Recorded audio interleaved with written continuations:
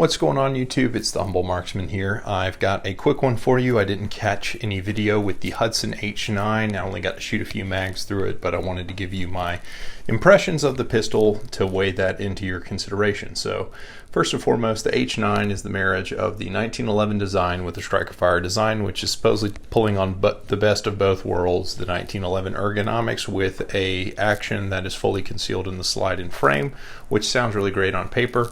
The front end of the pistol is really intriguing. They lowered the recoil spring with the prevailing thought being that it would lower muzzle climb and kind of lower the center of mass on the reciprocating mass, which is a good idea. And if you shoot it, yeah, it absolutely does do that. But let's kind of dive in. So the frame obviously is metal at 4¼ inch barrel. It weighs about, if I had to guess, somewhere in the mid 30 ounces, somewhere around like a CZ75B. It feels good in hand.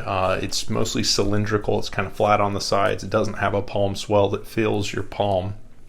All of the controls are well located and comfortable. The slide release is a really good size and shape. The mag release is very functional, throws the mags out really good. The mags seem like they are very good quality. The mag tubes seem pretty stout, so I doubt you'll get any like feed lip separation or anything like that. The trigger is kind of an inverted drop safety, so that the top of the trigger goes back to the trigger and bottoms out, and then it moves straight to the rear like a 1911. That said, the trigger pull is kind of heavy. If I had to guess, it's probably in the mid to high 5-pound range. And it's pretty clean. For a striker trigger, it's pretty good. I'd prefer it to be lighter, but that's just me. I am a CZ competition shooter. I judge everything against my competition gun, so that's going to be the Shadow 2, which is priced comparably to the H9. Getting it out on the range, you become to find out pretty quick that the front strap and back strap checkering, it's pretty much just ceremonial. It doesn't really bite into your hand. It doesn't provide great traction. The grip panels on the sides of the pistol don't really do a lot either, so it's really going to come down to your grip strength to keep it planted in your hand, and I don't think it would do so well if your hands were wet.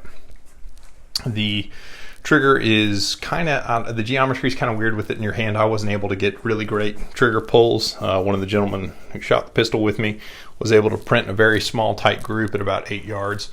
Less than an inch, and I think I probably held it to 1.5 inches or so for my first try.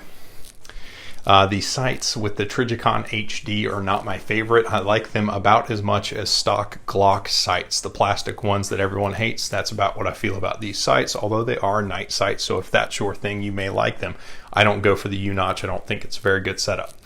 And that was really evident when you stretched it out to 25 yards.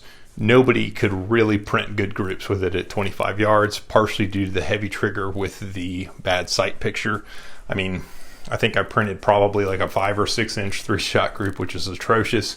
And the gunsmith I was shooting with also had similar results. Neither one of us could really get it squared away, and the weight of the trigger was such that it was difficult. I mean, none of us were familiar with it.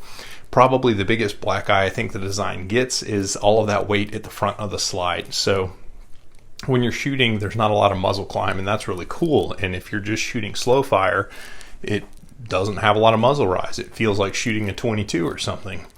But if you start going fast, the muzzle does dip when the slide closes a considerable amount more than other pistols that we were all familiar with shooting. So, and when you shot with any sort of intensity, the follow-up shots would generally go lower if you tried to get on the trigger really, really fast. I mean, none of us were super familiar with the timing of the pistol, and it would be something that you could probably train your way out of once you were accustomed to it with whatever load you're using, but I wasn't wildly impressed with it.